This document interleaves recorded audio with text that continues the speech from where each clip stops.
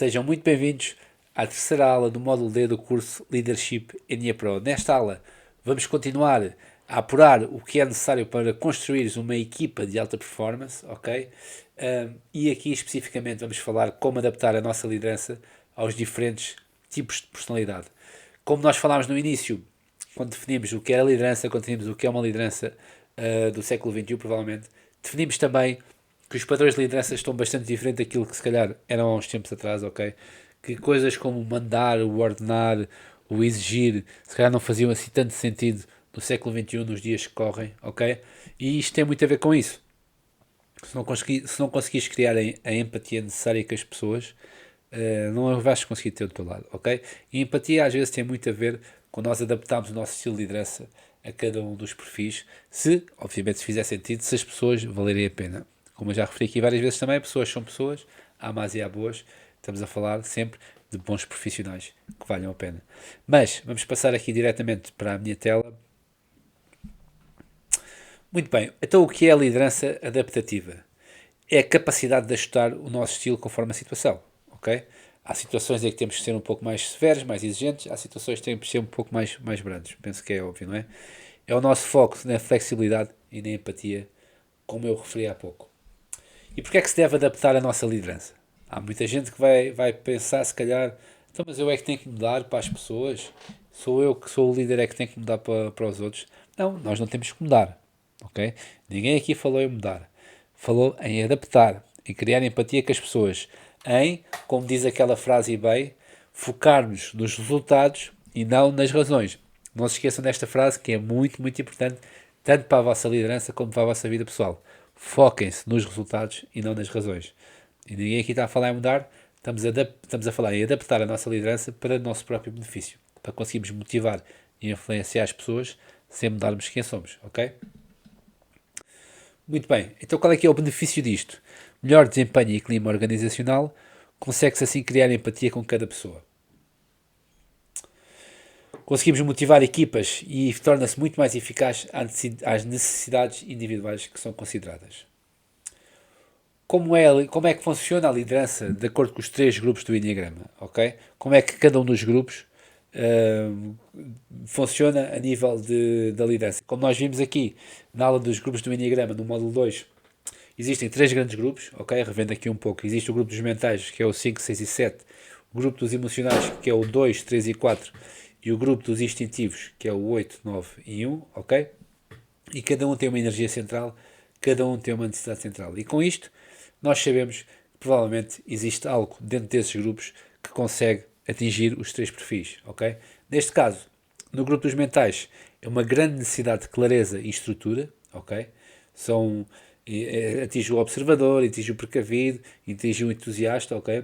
São pessoas que a sua energia central é o medo, então tem uma grande necessidade de clareza e de estrutura nas conversas, de estrutura nas mensagens, de estrutura portanto, nas direções a tomar. No que toca aos emocionais, o perfil 2, 3 e 4 valorizam bastante a conexão e o reconhecimento, então é sem dúvida algo que tens de ter em conta quando falas com uma pessoa dentro deste grupo. Já os instintivos, o grupo 8, 9 e 1, focam-se bastante em resultados e em pragmatismo. Então, como é que conseguimos adaptar a nossa liderança aos diferentes estilos de personalidade? Ok? Vamos passar aqui. Então temos que ajustar a nossa comunicação. Temos que ter uma linguagem específica para cada perfil. Ok? Por exemplo, os mentais preferem dados. Se nós agendarmos uma reunião com os mentais, dando aqui um exemplo muito simples. Vamos agendar uma reunião com a nossa equipa toda. Se tivermos perfis mentais, provavelmente vão preferir que as reuniões sejam online. Ok? Se tivermos perfis entusiastas, querem estar todos juntos, querem estar na mesma sala e tal. Estão a perceber como é que isto funciona? Segundo ponto, delegar com eficácia. Dar tarefas alinhadas aos pontos fortes de cada perfil. Como nós vimos há pouco, cada um dos perfis tem o seu ponto forte e o seu ponto fraco. Temos que delegar de acordo com os pontos fortes de cada perfil, porque só assim conseguimos que as tarefas sejam executadas de uma forma muito mais eficaz. Ponto 3. Gerir conflitos. Abordagem personalizada para a resolução. Evitar interpretações genéricas e escutar ativamente. Como já vimos, cada perfil tem a sua motivação, então obviamente que nos conflitos temos que dar atenção individual a cada um. Feedback personalizado. Estilos de feedback ajustado ao perfil. Direto, empático ou pragmático. Cada um destes grupos, como vimos há pouco, tem um estilo de feedback que prefere, Então temos que optar por dar esse feedback personalizado. Conseguimos criar muito mais empatia com as pessoas quando o fazemos e isso faz com que as pessoas estejam mais do nosso lado. Temos de ter uma escuta ativa. O foco é compreender a mensagem por trás de cada palavra. E, obviamente, temos de ter algo a que eu chamo e que é provavelmente das coisas mais importantes em cada equipa, que é o conceito do salário emocional. Eu não sei se já ouviste falar deste conceito, ok? É algo que, se calhar, diria que em Portugal não é assim tão divulgado, pelo menos a palavra, pelo menos o termo, salário emocional, mas é algo tão importante como praticamente o salário monetário, ok? Eu vou-te explicar aqui passo a passo o que é que significa o salário emocional e como tu podes tirar partido dele. Então o que é isto do salário emocional? A questão é que existem vários fatores para alguém se sentir feliz no trabalho, ok? E nem sempre estão todos ligados ao dinheiro. Cada personalidade tem algo que valoriza mais do que a outra. Temos de saber o que é mais importante para cada código. Há várias razões para uma pessoa estar numa empresa, ok? Há várias razões para uma pessoa estar numa equipa. Nós temos sempre a tendência de pensar que é só por causa do dinheiro. O dinheiro é apenas uma.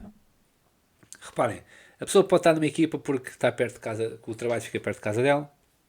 A pessoa pode estar numa equipa porque é apaixonada por aquilo que faz, é apaixonada pelo produto que vende e tem esse sonho de construir algo em torno daquele produto, então fica ali mesmo a receber mal, mesmo a odiar os colegas, mas sente que é ali o lugar dela.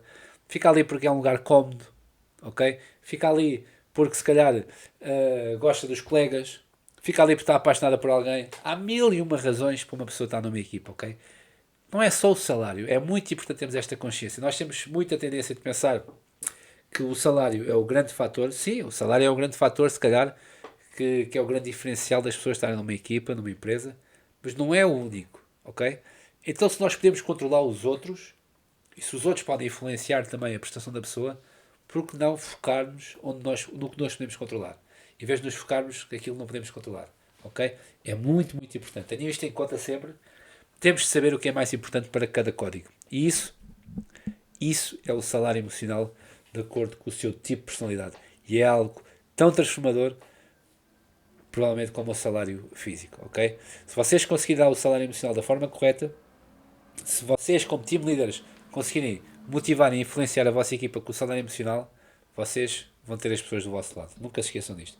Eu vou-vos descrever cada código, vou-vos dar aqui o passo a passo como motivar cada código e para pagar o salário emocional da forma correta.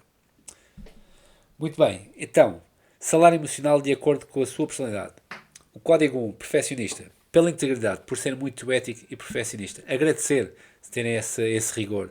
Agradecer terem essa ética e esse perfeccionismo em tudo o que fazem, ok? Código 2, o prestativo, estar sempre pronto a ajudar e gostar disso. Agradecer essa empatia que tocam com as pessoas. Agradecer essa generosidade que às vezes há muita gente nas equipas que não tem paciência para isso e eles têm sempre muita paciência para falar com toda a gente e para conseguir ajudar toda a gente. O código 3, o motivador, sempre com muito foco na performance e dedicado aos resultados. Estas pessoas são fundamentais em qualquer empresa. Estas pessoas põem o dinheiro na empresa, provavelmente, falando de uma forma muito fria, mas é a verdade. Estas pessoas lutam pelos objetivos, vão atrás do que é necessário, ok? Gostam disso. Atenção que elas gostam disso. Há muitas que não gostam e elas gostam disso. Então, agradecer por isso é fundamental. O código 4, o romântico, pelas suas ideias únicas, pelo seu olhar único sobre o mundo e a forma de perceber as coisas. Agradecer isso, agradecer a inovação que trazem por vezes. O código 5, pela sua profundidade, pela sua inteligência na observação, ok? Pelo rigor também que têm às vezes e pela análise que fazem, pela análise boa que fazem das coisas. O código 6, o precavido, pelo seu planeamento, visão de futuro e segurança que trazem às equipas, às empresas e em qualquer lugar onde se encontram. O código 7, o entusiasta, pelas suas ideias, pela sua criatividade e pelo seu entusiasmo. Agradecer por isso. O código 8, o controlador, pela sua força, pelo seu controle, pelo seu poder e, acima de tudo, pela sua proteção. Muito importante agradecer por isto ao código 8. Ele fica todo contente, vai ter uma prestação muito melhor se vocês estiverem constantemente a reconhecer isto. E, finalmente, o código 9, o pacificador, agradecer pela paz e união que traz entre a equipa e ver, acima de tudo, todos os lados da questão. Nunca se esqueçam que quem domina a influência vence o jogo.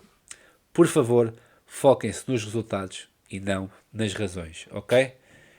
Era isto que eu tinha para partilhar convosco.